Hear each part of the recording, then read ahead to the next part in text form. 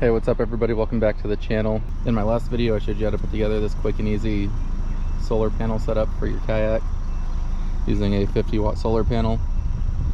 So today I'm going to take it out on the water and test it to see, is it even worth it to put a small solar panel on your kayak? And to do this test, I have this watt meter that will measure how much power my motor is pulling.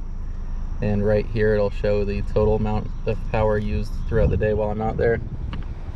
And I have this one in line with the solar panel to show how much power the solar panel has produced. It's hard to see, I'm not sure if you can see it on camera, but so far it's produced 0.7 watt hours since plugging the panel in here at the ramp. I'm just gonna go through a normal day of fishing out here on the water, not change anything. It'll just be how it normally is on any given day of me being out on my kayak. This should be a pretty good test run of whether or not this little solar panel is worth having. And as you can see right now, it's pretty sunny, but we do have cloud cover that keeps rolling through. So I'm gonna get out on the water and I'll check back in from time to time, see what the power levels are looking like for both consumption and production. And then I'll let you know at the end how the test went. All right, so I'm on my way over to the spot where I'm gonna be fishing. You can see I'm going 4 miles an hour. The motor is pulling 190 watts.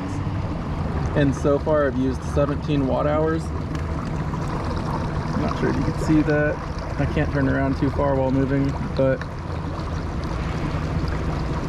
currently I'm producing 16 watts.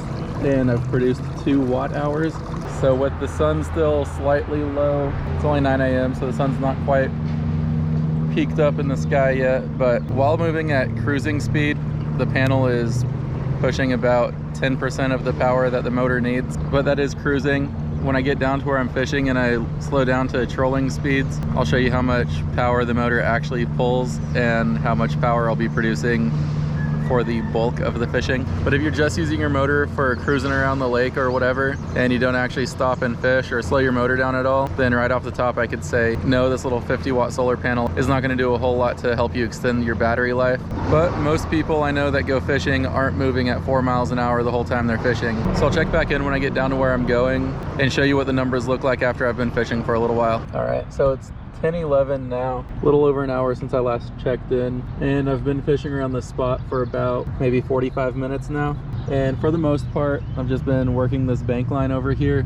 Haven't really been trolling, but I have been constantly having to use the trolling motor to reposition from the wind, because it's kind of calm right now, but then it'll pick up to like 10 to 15 mile an hour gusts that try to blow me into the spot that I'm fishing. So basically for the last 45 minutes I've just been adjusting to fight the wind. Between making my way down here about 2 miles from the ramp and fighting the wind, I've used 63.9 watts. In that time I've produced 21.4 watts, where the panel is currently producing 24 watts. While I was making my way over here with the sun kind of low, the panel was producing about 10% the amount of power that the motor was actually drawing. But as you just saw, in the last 45 minutes of me just being out here fishing around this cove, the solar panel has continued producing power while the motor has barely been drawing any power. And now we've produced about a third of the power that we've used. So I'm gonna go ahead and move over to another spot, maybe work my way around that island, see if I could get anything over there. I'm just gonna keep moving around the lake, move over to another spot that I wanna fish, stop, fish around there for a bit, and then I'll check in from time to time. So then after a full day of fishing, we should be able to see how much power you could actually expect from this small solar panel and see if it's even worth it to go through all this trouble of setting it up. All right, it's been about 2.5 hours and there's not a lot going on down here, so I'm gonna make a move up to the top of the lake, up above the ramp. But if you can see that, I've pulled 78 watts since starting and I've generated 53 watts. It's currently generating 28 watts. So I'm gonna make a move up to the top of the lake real quick, up above the ramp, see if the fishing's any better up there. This next run though is either going to be a little bit slower or a little bit more power intensive, because I'm going to be going straight into the wind the whole way up. So when I get up there to where I'm going, I'll check back in and show you guys how much power I've used at that point.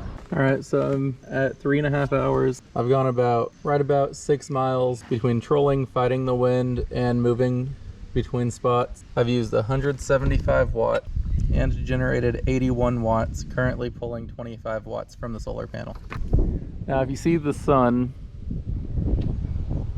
up there not really a whole lot of cloud cover right now, and it is directly over the solar panel, so it should be pulling at least 35 watts, but it's pulling 25 right now. I kind of figured the solar panel wouldn't produce the full 50 watts that it was advertised at, because they never do. However, it has generated 80 watts so far, which is about half of what we used to travel 6 miles. So I'm gonna hang out here for a little while longer, keep fishing around, see if anything interesting happens.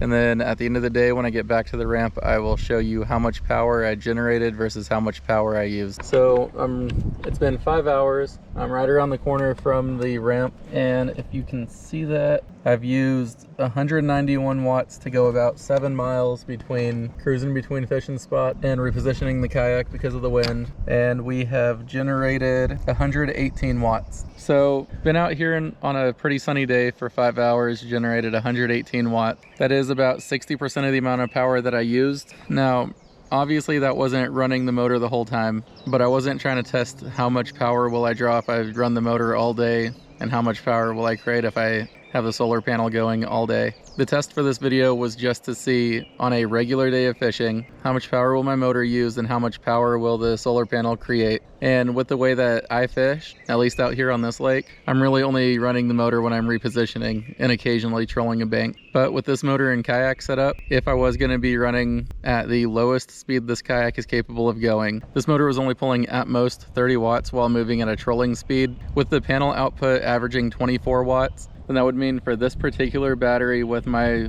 motor and solar panel combination, in direct sunlight, I would be able to run this motor for 100 hours without having to charge the battery. If you're going to be slowly working a bank or running your spot lock trolling motor, this particular solar panel setup would generate enough power to where you'd be running your trolling motor like that pretty much all day without having any noticeable impact on your battery life. So all you'd have to worry about is being able to get from where you launch to the spot that you're trying to fish. Or if you're going to be out camping in the woods somewhere where you don't have access to power to plug your battery in, this setup would allow you to keep a 50 amp hour battery going all weekend without having to worry about it dying on you. But as far as the question of whether or not it's worth it to run a solar panel on your kayak is concerned, really that's up to you to decide. This setup with the charge controller and the solar panel cost right about $100, and for how I fish, it is more than sufficient to keep my battery charged while I'm out on the water. Personally, I'm happy with the setup. I think it was worth the effort, and as you can see, it's just taking up a small amount of space on top of my dry hatch where I don't put anything anyways, and the hatch is still able to open and close. The panel weighs less than 2 pounds, and the charge controller weighs maybe a couple of ounces. So if you're running a smaller kayak, you can run a 50 amp hour battery. It takes up half as much space as a 100 amp hour battery. Running the solar panel and a 50 amp hour battery versus running a 100 amp hour battery, it should save you at least 5 or 6 pounds. And for the smaller kayaks, I know every pound matters. But that's going to do it for this video. I hope you enjoyed it, and if you found it helpful, maybe consider hitting that like button, and I will catch you on the next one.